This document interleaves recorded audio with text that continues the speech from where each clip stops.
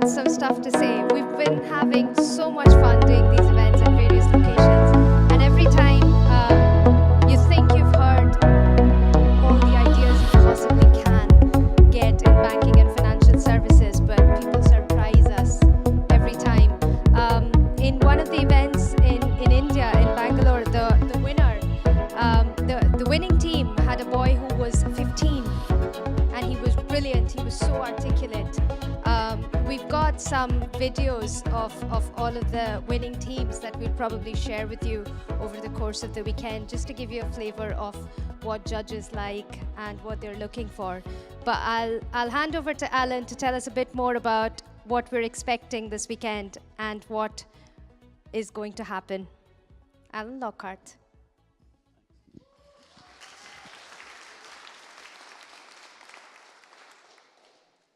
So I want to add my own welcome to the welcomes you've already received tonight. It's extremely encouraging to see so many people here. We've got 150 people signed up. And I think on Sunday, I expect to have quite a number of people coming from the bank just to observe what's going on here. One of the things that you'll notice in the video, it comes over very clearly, I think, and you'll experience this weekend, is that it's a huge amount of fun. And I want to repeat something that I said. I've learned this by experience, that when you come to a hackathon, you work really hard. You will have never worked so hard in all your life. I promise you that. But there's a strange thing that's going to happen, right? Because at the end of it, you're going to say, I would do that again. When are you doing the next one?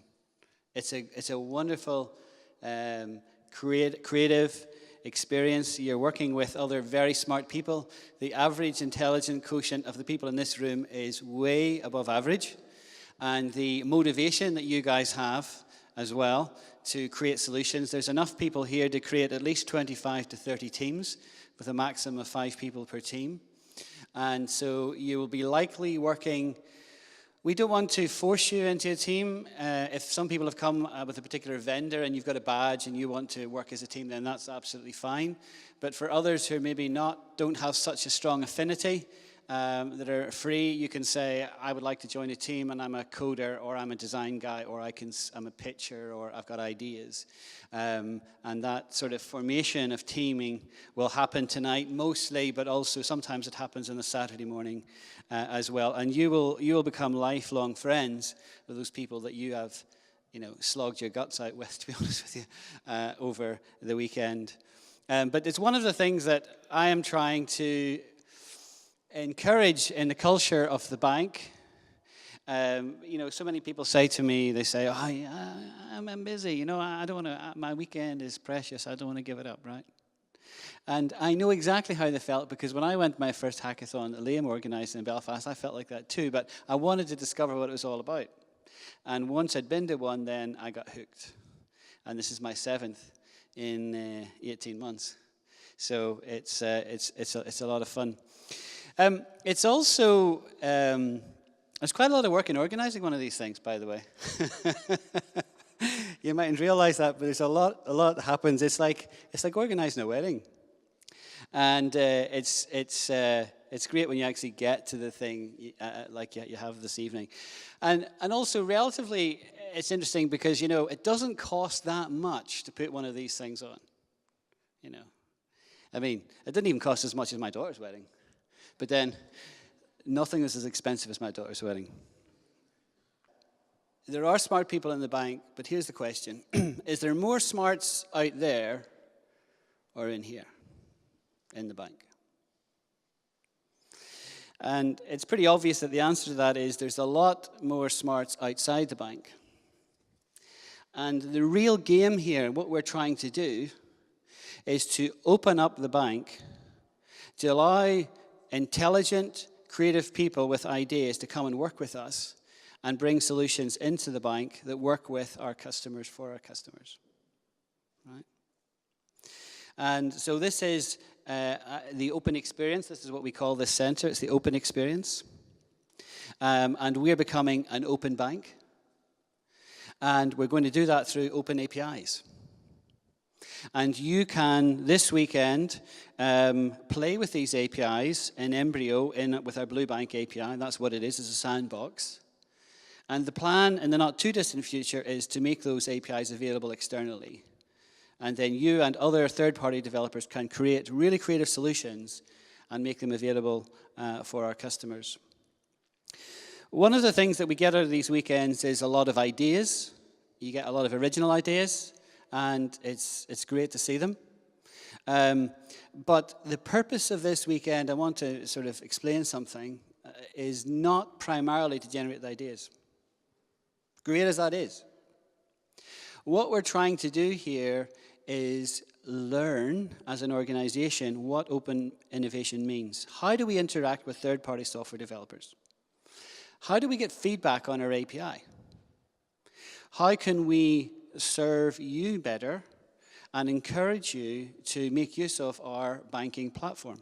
Right, that's what all platform providers do. Like Apple has their store and encourage people to write apps in it. And utilize their APIs. So we're going to have banking APIs, and we want third parties to use them. So how can we make it attractive? And what kind of monetization models are there so that you guys can make money, and we can too? All these things we're effectively exploring through hackathons, where we're doing it in a very safe environment. It's innocuous, right? We can't get anything wrong here. The data that you will see is representative of customer data, but it's not actual customer data. You might find an Alan Lockhart in there, but you know the balance is probably much higher than mine, and so on. So what I want to do is just finish off by showing you this little application here that I discovered at the, well, I met the company, first of all, at the Edinburgh Hackathon we did in October last year, and then they came to the one in Dublin. And they had this lovely application which they call Rooster Bank.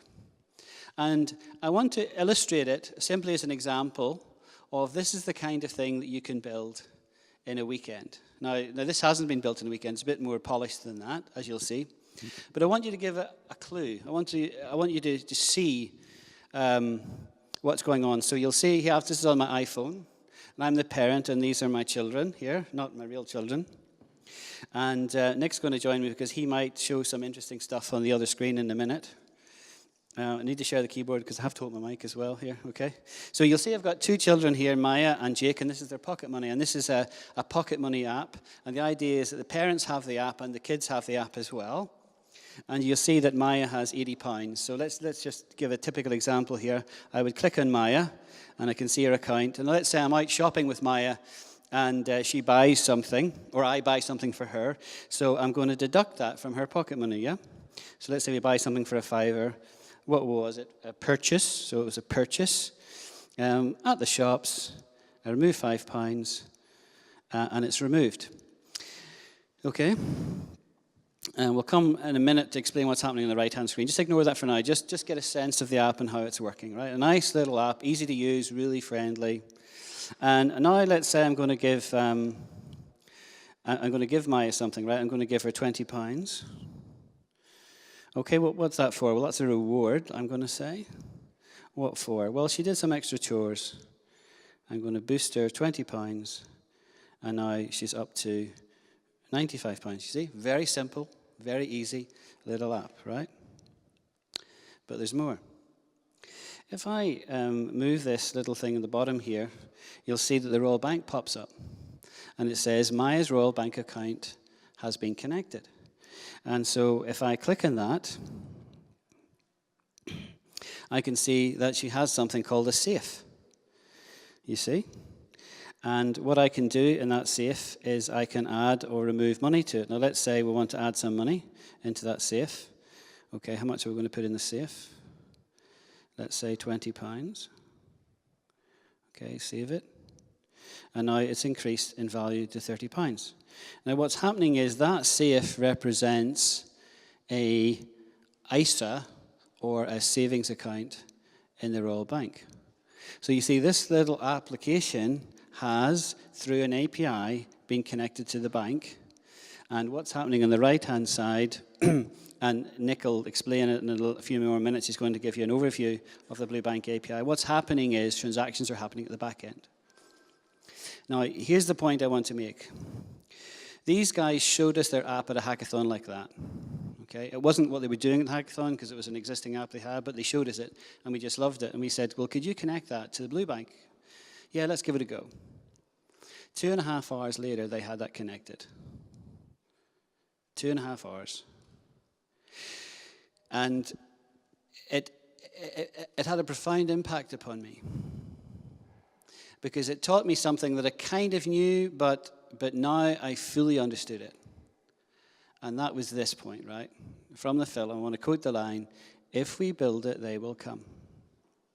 If we as a bank build it in the sense of make an API available, then third parties with all their creativity and ingenuity and talent will come and build applications, both horizontal applications that target a very broad range of customers and also niche applications like this that target a particular segment like parents and children. You see that?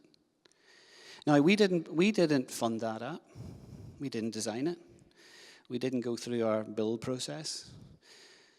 That fast process we've got for generating applications in the banking environment that takes 18 months. These guys just came and did it. So why wouldn't we open our arms and embrace that kind of innovation? So what you see at a hackathon, I believe, is a look into the future. This is the way the world will be in a couple of years' time. When all of the banks open up APIs because they have to, they're forced to by the regulator. And lots and lots and lots, thousands, hundreds and thousands of little companies will come up. And the ones that win and are successful are the ones that are going to win with the customer. Because customers will choose. Because if you don't like that app, if you find another one and it's better, the customer will change like that, right? So you'll see that we're moving into a new model where it will be on the merit of what you create. And you represent people that will create. Now, this is what open innovation is all about, and why we're interested in opening up APIs, and is why we are using events such as this to educate the bank itself on the significance of this. Does that all make sense? Are you looking forward to a fun weekend? So we're looking forward to working with you and seeing what you can produce. And as well, Edita will tell you in a few moments what the prizes are. And also, we've managed to get a unique prize as well, just added yesterday. I want to thank the effort people have made in coming to here. We've got representation from all of the major vendors that the bank has, as well as students. We had one major vendor tell me on Wednesday, oh, we can't come. And then the very next day, they phoned up and they said, we're sending a crack team, a multi-hackathon winning crack team. They were so keen. We had another major consultancy company, I'll not mention their name to embarrass anybody, but they phoned up only last night and said, can we come? We're going to send 4 people. The registrations had closed, but of course we said, yeah, just come. We will sign you in when you come. So there's a lot of enthusiasm, which we're really delighted in. I want to say a word of caution and a word of encouragement as well, and that is, if you think, well, I'm a major vendor and we've got a lot of programming skills and we'll do really well here, I'm glad that you're confident. But I want to just mention something that Edita mentioned, and that was when we were in Bangalore, we had 26 teams competing.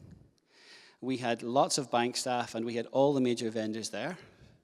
And third prize, second prize, and first prize all went to students. So beware of the young pups, right? Because they outthought, outworked, and outpresented, right, some of the more mature individuals, okay? So don't underestimate them. And I say that as a word of encouragement for those that are young, those of you that are just in college, maybe doing a master's degree.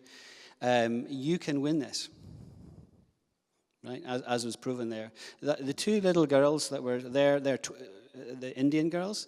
They were ages 20 and 21. They got second prize. Right? Engineering students. And they built an application a bit like this, except that they called it Save and Ladder, and it was like a game of snakes and ladders. They gamified their app. And the bank guys who looked at it were real impressed, and they came second. And the 4 guys that won were students who didn't know each other before the Friday. They just met milling, as we'll do later on. And they thought, yeah, we could work together. So 4 students. And the leading guy, it was an obvious leader on the team, was only 15. Right? So a phrase I learned years ago is that the young people don't know what can't be done. So I would encourage them and all of us to think about, what is the future? You know, what crazy idea have I got? What would be much better in any aspect of banking or financial services? And you have an opportunity this weekend to create it, to illustrate it. And if people in the bank are super interested in it, then you don't know where that might lead. I can't promise anything, but you know, conversations might ensue. And that's why we're here, right? To learn and experience these things. That's all I've got to say. Thanks very much.